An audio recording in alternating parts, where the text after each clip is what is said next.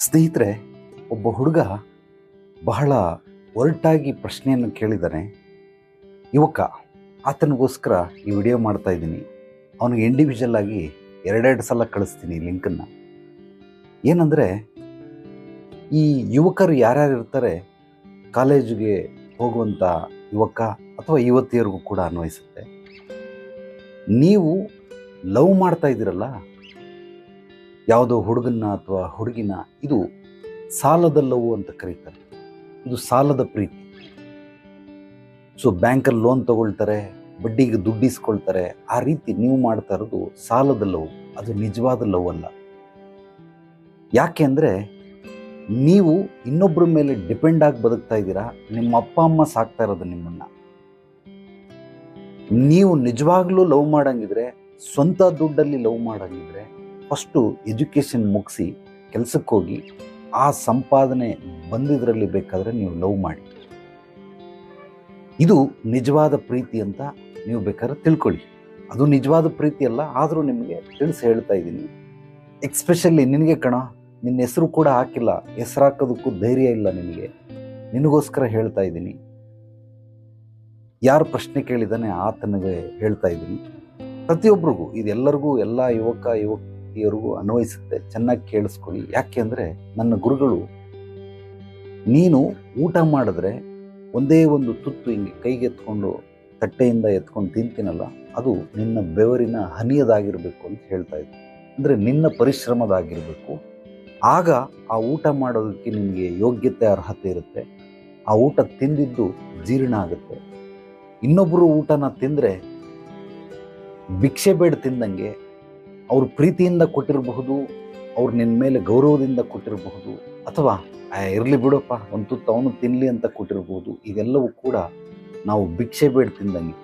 ನಿಜವಾಗ್ಲೂ ನಾನು ಊಟ ಮಾಡ್ತಾ ಇದ್ದೀನಿ ಅಂದರೆ ನನ್ನ ಬೆವರಿನ ಹನಿ.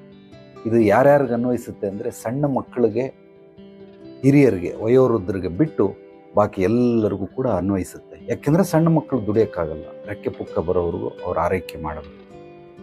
ಸೊ ವಯೋವೃದ್ಧರಿಗೂ ಪಾಪ ದುಡಿಯೋಕ್ಕಾಗಲ್ಲ, ಶಕ್ತಿಹೀನ ಅಂಥವ್ರಿಗೆ ಮಾಡಬೇಕು. ಆದರೆ ಇನ್ನು ಮಿಕ್ಕದವರೆಲ್ಲ ಇರ್ತಾರಲ್ಲ, ಇವರು ಸ್ವಂತ ಪರಿಶ್ರಮದಿಂದ ದುಡಿಬೇಕು. ಅದೇ ರೀತಿ ತಿನ್ನೋ ಅನ್ನನೇ ನಾವು ನಮ್ಮ ಪರಿಶ್ರಮದಿಂದ ದುಡಿದಿರ್ಬೇಕಂತೆ. ಅಂಥದ್ರಲ್ಲಿ ಇಡೀ ಜೀವನ ಪರ್ಯಂತ ನಮ್ಮ ಜೊತೆ ಬಾಳ ಸಂಗಾತಿಯಾಗಿ ಬರ್ತಾರಲ್ಲ, ಇಂಥವ್ರಿಗೆ ನೀವು ಸಾಲದ ಪ್ರೀತಿಯನ್ನು ತೋರಿಸಿ, ಸಾಲದ ಅಪ್ಪ ಅಮ್ಮ ದುಡ್ದಿರೋ ದುಡ್ಡಲ್ಲಿ ಮಜಾ ಮಾಡಿಕೊಂಡು ಅವಳಿಗೆ ಐ ಲವ್ ಯು ಅಂತ ಹೇಳಿ ಅವಳ ಜೊತೆ ಸುತ್ತಾಡೋದಕ್ಕೆ ಖಂಡಿತವಾಗಲಿಲ್ಲ. ನೀನೊಬ್ಬ ಭಿಕಾರಿ. ಯಾರ್ಯಾರು ಈ ರೀತಿ ಮಾಡ್ತೀರೋ ಖಂಡಿತವಾಗ್ಲೂ ನೀವೆಲ್ಲ ಭಿಕಾರಿಗಳೇ, ಭಿಕ್ಷುಕರೇ. ಆದ್ದರಿಂದ ಅಪ್ಪ ಅಮ್ಮನಿಗೆ ಬೆಲೆ ಕೊಡಿ. ನಿಜವಾಗ್ಲೂ ನೀವು ಅಪ್ಪ ಅಮ್ಮನ ಪ್ರೀತಿಸಂಗಿದ್ರೆ ನೀವೇ ದುಡಿದು ನಿಮ್ಮ ದುಡ್ಡಲ್ಲಿ ಅವಳನ್ನು ಪೆಟ್ರೋಲ್ ಹಾಕಿಸ್ಕೊಂಡು ಊರೆಲ್ಲ ಸುತ್ತಾಡಿ, ಮಾಲ್ಗಳಿಗೆ ಹೋಗಿ, ಪಿಕ್ಚರ್ಗೆ ಹೋಗಿ, ಮಜಾ ಮಾಡಿ, ಎಲ್ಲೆಲ್ಲಿ ಕರ್ಕೊಂಡು ಹೋಗ್ಬೇಕು ಎಲ್ಲ ಕರ್ಕೊಂಡೋಗಿ. ನಿಮ್ಮ ದುಡ್ಡು, ಅಪ್ಪ ಅಮ್ಮ ಕೊಟ್ಟಿರೋ ಪಾಕೆಟ್ ಮನಿ ದುಡ್ಡಲ್ಲ. ಅಥವಾ ನೀವು ಕಾಲೇಜ್ಗೆ ಹೋಗಿನೂ ನಾನು ದುಡಿತೀನಿ, ಆ ಥರನೂ ದುಡಿಬೋದು. ಹಾಲು ಹಾಕಿ, ಪೇಪರ್ ಹಾಕಿ, ಸೊ ಡೆಲಿವರಿ ಬಾಯ್ ಆಗಿ ಕೆಲಸ ಮಾಡಿ, ನಿಮ್ಮ ದುಡ್ಡಿಂದ ದುಡಿದು ನೀವು ನಿಮ್ಮ ಹುಡುಗಿಗೆ ಏನನ್ನು ಬೇಕಾದ್ರೂ ಮಾಡಿ. ಇದು ನಿಜವಾದ ಪ್ರೀತಿ, ನಿಯತ್ತಿನ ಪ್ರೀತಿ, ಪ್ರಾಮಾಣಿಕತೆಯ ಪ್ರೀತಿ ಅಂತ ಇದನ್ನು ಕರಿಬಹುದು.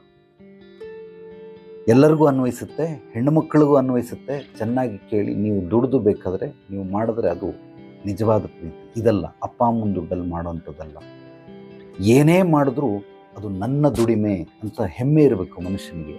ಆಗ ಅದರ ಉಪಯುಕ್ತತೆ, ಸದುಪಯೋಗವಾಗುತ್ತೆ, ನಿಸರ್ಗಕ್ಕೆ ಪ್ರೀತಿ ಆಗುತ್ತೆ, ದೈವ ಮೆಚ್ಚುವಂಥ ಕೆಲಸಗಳನ್ನು ಮಾಡಬೇಕು. ಅದು ಬಿಟ್ಬಿಟ್ಟು ಈ ರೀತಿ ಮಾಡೋದ್ರಿಂದ ಏನೂ ಪ್ರಯೋಜನ ಇಲ್ಲ. ಅಂತಿಮವಾಗಿ ನಿಮ್ಮೆಲ್ಲರಿಗೂ ಯಾರ್ದೋ ದುಡ್ಡು ಎಲ್ಲಮ್ಮನ ಜಾತ್ರೆ ಅಂತಾರೆ. ಆ ರೀತಿ ಸ್ವಂತ ದುಡಿದು ಖರ್ಚು ಮಾಡಿ, ಆಗ ಅದರ ಬೆಲೆ ಗೊತ್ತಾಗುತ್ತೆ. ನಿಜವಾದ ಪ್ರೀತಿ ಯಾವುದು, ಸುಳ್ಳು ಪ್ರೀತಿ ಯಾವುದು, ಸಾಲದ ಪ್ರೀತಿ ಯಾವುದು ಅನ್ನೋದು ಗೊತ್ತಾಗುತ್ತೆ. ಯಾವತ್ತೂ ನೀವು ನಿನ್ನ ಹೆಂಡತಿ ಒಂದು 2 ಮಕ್ಕಳು ಎತ್ತಿರ್ತಾಳೆ, ಅವಳ ಹತ್ರ ಒಂದು ಮಗು ಇರ್ತದೆ, ನಿನ್ನ ಹತ್ರ ಒಂದು ಮಗು ಇರ್ತದೆ, ಅವಳ ಹತ್ರ 2 ಮಕ್ಕಳು ಇರ್ತದೆ, ನೀನು ಲಗೇಜ್ ಹೊತ್ಕೊಂಡಿರ್ತೀಯ, ಟ್ರೈನಲ್ಲಿ ಜನರಲ್ ಡಿಪಾರ್ಟ್ಮೆಂಟಲ್ಲಿ ಹೋಗ್ತಾ ಇರ್ತೀಯ. ಆಗ ಸೀಟ್ ಸಿಕ್ಲಿ ಅಂತ ಬಕಪಕ್ಷಿ ಥರ ಕಾಯ್ಕೊಂಡಿರ್ತೀಯಲ್ಲ, ಅವಾಗ ನಿನ್ನ ಹೆಂಡತಿಗೆ ಯಾರೋ ಕೈ ಟಚ್ ಮಾಡಿಬಿಡ್ತಾರೆ, ಆಕೆಯ ಟಚ್ ಮಾಡಿಬಿಡ್ತಾರೆ, ಆಕೆ ನಿತಂಬಗಳನ್ನು ಟಚ್ ಮಾಡಿಬಿಡ್ತಾರೆ. ನಿನಗೆ ಅವಾಗ ಏನು ಅನಿಸಲ್ಲ, ಯಾಕೆಂದರೆ ನಿನಗೆ ಬೇಕಾಗಿರೋದು ಸೀಟು. ಅದೇ ನೀನು ಲವ್ ಮಾಡಬೇಕಾದ್ರೆ ಯಾರಾದರೂ ಗುರಾಯಿಸ್ಬಿಟ್ರೆ ಕಣ್ಣುಗುಡ್ಡೆಗಳು ಕಿತ್ತಾಕ್ಬಿಡ್ತೀಯ. ಯಾಕೆ? ಇದು ಸಾಲದ ಪ್ರೀತಿ. ಆದರೆ ಅವತ್ತು ಜನರಲ್ ಡಿಪಾರ್ಟ್ಮೆಂಟ್ ಟ್ರೈನಲ್ಲಿ ಹೋಗ್ತಾ ಇರ್ತಿಲ್ಲ, ಇದು ಸಾಲದ ಪ್ರೀತಿ ಅಲ್ಲ, ಸ್ವಂತ ಪ್ರೀತಿ, ಸ್ವಂತ ದುಡಿಮೆ.